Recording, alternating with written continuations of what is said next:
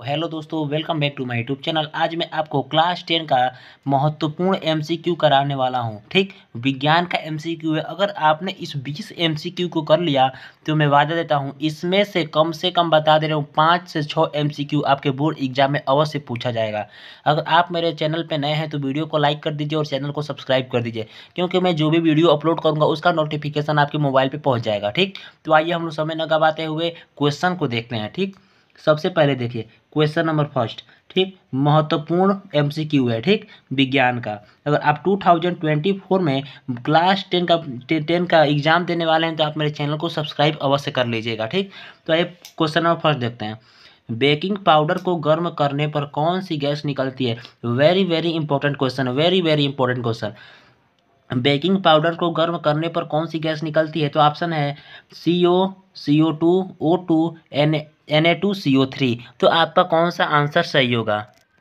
तो आपका सही आंसर हो जाएगा कार्बन डाइऑक्साइड। ठीक, सेकेंड ऑप्शन जो है आपका एकदम करेक्ट है। जो दूसरा क्वेश्चन है वो वेरी वेरी इंपॉर्टेंट क्वेश्चन है। ठीक, H2S विलयन का पीएच मान होता है। H2S विलयन का पीएच मान क्या होता है? 0 होता है या 7 होता है या 4 होता है या 7 से कम होता है? Very very important question. तो इसका सही आंसर हो जाएगा 7 से कम।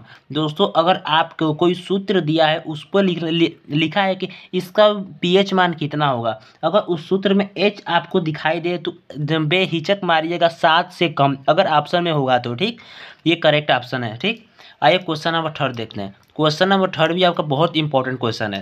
ठीक, निम्न में से प्रबल क्षार है। निम्न में से प्रबल क्षार क्या है? Calcium hydroxide, potassium hydroxide. बहुत बच्चे होते हैं जो कि अमोनियम हाइड्रोक्साइड को टिक कर देते हैं, जो कि गलत है। इसका सही आंसर हो जाएगा potassium hydroxide is correct answer. ठीक, ये क्वेश्चन जो है वेरी वेरी इंपॉर्टेंट क्वेश्चन था। ठीक, इसलिए आप इस क्वेश्चन को याद किए बिना बोर्ड एग्जाम में मत बैठिएगा। क्वेश्चन नंबर 4 देखिए। जो क्वेश्चन नंबर 4 है वेरी वेरी इंपॉर्टेंट क्वेश्चन है, very very important question. Copper sulphate विलयन का पीएच मान क्या होता है? बहुत ही इंपॉर्टेंट क्वेश्चन है, बहुत इंपॉर्टेंट। इसका सही आंसर हो जाएगा 7।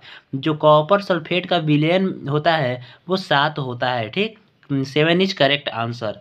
क्वेश्चन नंबर 5 देखिए। क्वेश्चन नंबर 5 क्या होगा?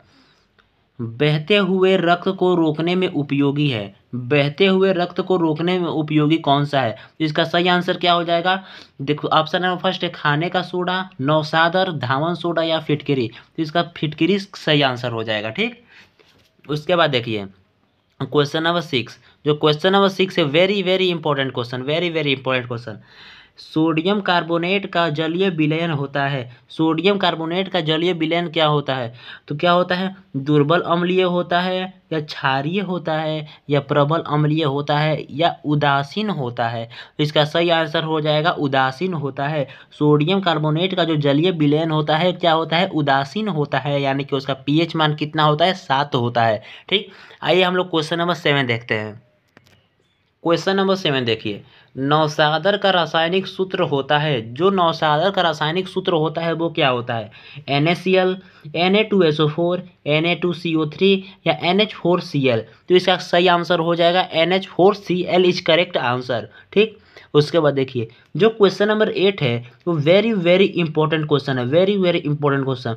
मैं बहुत से वीडियो में इस क्वेश्चन को जरूर रखा हूँ, इसलिए इसका आंसर जो है आप लोग किसमें देंगे? कमेंट में देंगे। ठीक, कमेंट में इसका आंसर आप लोग देंगे। ठीक, पोटास एलम का रासायनिक सूत्र क्या होता है?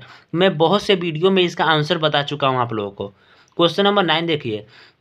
जो क्वेश्चन नंबर 9 है very very important question, very very important question. एक उत्तल दर्पण की फोकस दूरी 12 सेंटीमीटर है तो इसकी वक्रता त्रिज्या क्या होगी? एकदम ध्यान से सुनिएगा। एक उत्तल दर्पण की फोकस दूरी यानी कि FY2, फोकस दूरी कितना है? तो 12 सेंटीमीटर है। तो इसकी वक्रता त्रिज्या कितना होगा? देखिए, जो वक्रता त्रिज्या होता है वो फोकस दूरी का दोगुना होता है। ठीक, यानी कि फोकस दूरी कितना है? 12 है, तो R कितना हो जाएगा? 24 सेंटीमीटर हो जाएगा। ठीक, एक बार और सुन लीजिए। जो फोकस दूरी होता है वो वक्रता त्रिज्या के आधा होता है, या वक्रता त्रिज्या जो होता है फोकस दूरी के दोगुना होता है। इसका करेक्ट आंसर हो जाएगा 24 सेंटीमीटर। आइए हम लोग क्वेश्चन नंबर 10 देखते हैं। क्वेश्चन नंबर 10 में बताऊंगा और क्वेश्चन नंबर 11 आप लोग कमेंट में बताएंगे। ठीक, एकदम सेम टू सेम क्वेश्चन है। एक उत्तल दर्पण की फोकस दूरी होगी, एक उत्तल दर्पण की फोकस दूरी होगी यानी कि f/2, ठीक, f/2 फोकस दूरी होगी जिसकी वक्रता त्रिज्या 32 हो।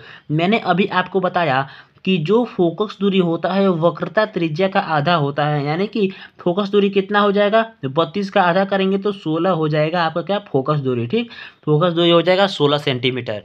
क्वेश्चन नंबर 11 देखिए, जो क्वेश्चन नंबर 11 है आप लोग इसका आंसर कमेंट में बताएंगे।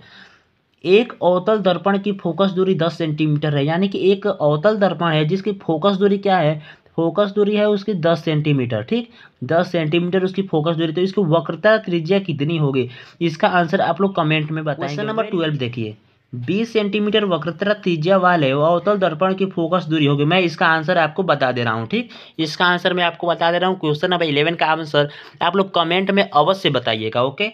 तो दिया है 20 सेंटीमीटर वक्रता त्रिज्या वाले अवतल दर्पण की फोकस दूरी क्या होगी, तो कितनी होगी, 10 सेंटीमीटर होगी, ठीक, 10 सेंटीमीटर होगी। मैंने आपका इसका कॉन्सेप्ट समझा दिया हूँ, ठीक। क्वेश्चन नंबर 13 देखिए, तो क्वेश्चन नंबर 13 का कहता है समतल दर्पण द्वारा निर्मित प्रतिबिंब का आवर्धन होता है। Very very important question, very very important question, इस क्वेश्चन को आप लोग जरूर तैयार कीजिएगा।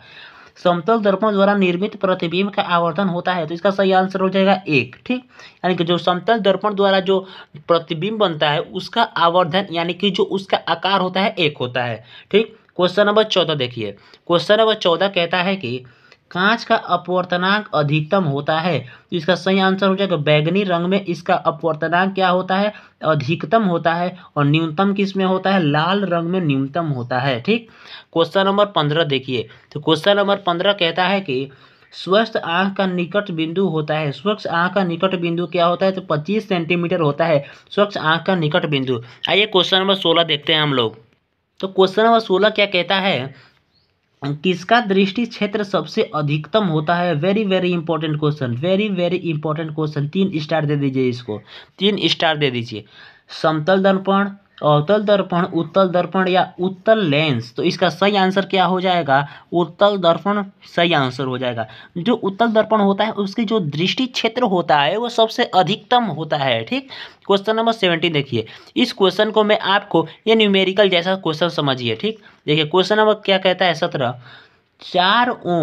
4 ओम के 4 प्रतिरोध एक दूसरे के समानांतर क्रम में जोड़े गए हैं। देखिए समानांतर क्रम होता है, एक श्रेणी क्रम होता है, ठीक, समानांतर क्रम में जोड़े गए हैं तो तुल्य प्रतिरोध होगा। तो इसका एक फॉर्मूला होता है, देखिए 1/r इक्वल टू समानांतर क्रम का है, समानांतर क्रम का है, ठीक, 1/r1 plus 1/r2 plus 1/r3 dot dot dot, ठीक, सभी को जोड़ना होता है। तो इसका सही आंसर देख लीजिए आप लोग, मैं दूसरे पेज पे आप लोगों को करके दिखा रहा हूँ। तो क्वेश्चन नंबर 17 क्या कहता है, 4 ओम के 4 प्रतिरोध, तो कैसे करेंगे, आप इस फॉर्मूले पर रखिए 1/r equal to 1/r1 plus 1/r2 plus 1/r3 plus 1/r4, यानी 4 बार करना है आपको, ठीक, यानी कि 1/r इक्वल टू कितना कितना ओम दिया है, कि ओम दिया है 4 ओम दिया है, वो 1/4, 1/4, 1/4, 1/4, तो इसमें 4 क्या हो जाएगा, एलसीएम में हो जाएगा, तो 4 से 4 कैंसिल होगा, 1 प्लस 1 प्लस 1 प्लस 1, ठीक, यानी कि कितना आ जाएगा 1/r इक्वल में इतना आ गया। तो इसे हम 4/4 लिख सकते हैं, 1/1 हो गया, ठीक, यानी कितना हो गया 1/r इक्वल में 1/r, 1/1, इसका क्रॉस मल्टीप्लाई करेंगे तो आपका आ जाएगा 1/1, यानी कि प्रतिरोध कितना आपका हो जाएगा, यानी कि ओम कितना हो जाएगा, तो हो जाएगा 1 ओम आपका करेक्ट आंसर हो जाएगा। तो आपका आंसर क्या है, 1 ओम करेक्ट आंसर है, ठीक। आइए हम लोग क्वेश्चन नंबर 18 देखते हैं। तो क्वेश्चन नंबर 80 क्या कहता है, प्रतिरोध का मात्रक क्या होता है। ओहो वेरी वेरी इंपॉर्टेंट क्वेश्चन, मैं आपको कह नहीं सकता कि कितना इंपॉर्टेंट क्वेश्चन है, वेरी वेरी इंपॉर्टेंट क्वेश्चन। प्रतिरोध का मात्रक क्या होता है, ठीक, प्रतिरोध का मात्रक ओम होता है या ओम सेंटीमीटर होता है या कूलाम होता है या बोल्ट होता है, तो इसका सही आंसर हो जाएगा ओम, ठीक, यानी कि प्रतिरोध का मात्रक क्या होता है, ओम होता है। अब देखिए क्वेश्चन नंबर 19, इसको तो मैं कह ही नहीं सकता कि कितना इंपॉर्टेंट है। 7 सेट में एग्जाम में आपके 7 सेट में कम से कम 5 सेट में इसका क्वेश्चन पूछेगा, मैं 101% की गारंटी देता हूँ, ठीक। इन दोनों क्वेश्चन में से कोई एक क्वेश्चन आपका जरूर बोर्ड एग्जाम में आएगा। विद्युत आवेश का मात्रक क्या होता है? जूल, कूलाम, वोल्ट या एम्पियर? तो विद्युत आवेश का जो मात्रक होता है वो होता है coulomb. Coulomb is correct answer. तो इस क्वेश्चन को आप जरूर तैयार कर लीजिए क्योंकि ये बहुत ही इंपॉर्टेंट क्वेश्चन है। क्वेश्चन नंबर 20 देखिए, जो क्वेश्चन नंबर 20 है उसको भी मैं कुछ नहीं कह सकता क्योंकि ये भी बहुत ही इंपॉर्टेंट क्वेश्चन है। मैं जितना 20 क्वेश्चन लिखा हूँ कम से कम उसे आप अगर उसे तैयार कर लेते हैं तो आपके बोर्ड एग्जाम में कम से कम 5 से 6 क्वेश्चन आपके बोर्ड एग्जाम में अवश्य पूछे जाएंगे। मैं 101% का वादा देता हूँ। ठीक, क्वेश्चन नंबर 20 देखिए, सिलिकॉन पदार्थ होता है, very very important question. Silicon पदार्थ क्या होता है? सुचालक होता है या अर्धचालक होता है या कुचालक होता है या इनमें से कोई नहीं? ठीक, इसका सही आंसर हो जाएगा कुचालक, यानी कि जो सिलिकॉन पदार्थ है वो कुचालक होता है। ठीक दोस्तों, अगर आपको वीडियो पसंद आई है तो वीडियो को लाइक कर दीजिएगा और चैनल को सब्सक्राइब कर दीजिएगा क्योंकि मैं जो भी वीडियो अपलोड करूँ उसका नोटिफिकेशन आपके मोबाइल पे पहुंच जाए। क्योंकि मैं क्लास 10th का 2024 बोर्ड एग्जाम की तैयारी करा रहा हूँ। ठीक, 2024 बोर्ड एग्जाम की तैयारी करा रहा हूँ। ठीक, अगर आपको इस वीडियो से कुछ फ़ायदा मिला हो तो आप ज़रूर सब्सक्राइब करें क्योंकि मेरा आज तबीयत खराब था। मैंने 20 क्वेश्चन आपके लिए ज़रूर लिखा क्योंकि आज मैं कम से कम 60 क्वेश्चन मैं MCQ का अपलोड करने वाला था, लेकिन क्या करूं, तबीयत खराब है, आई फ्लू हो गया है मुझे, इसलिए 20 क्वेश्चन ही आज दे रहा हूं आपको। कम से कम 2 दिन कम से कम 20-20 क्वेश्चन ही मिलते रहेंगे आपको। Thank you.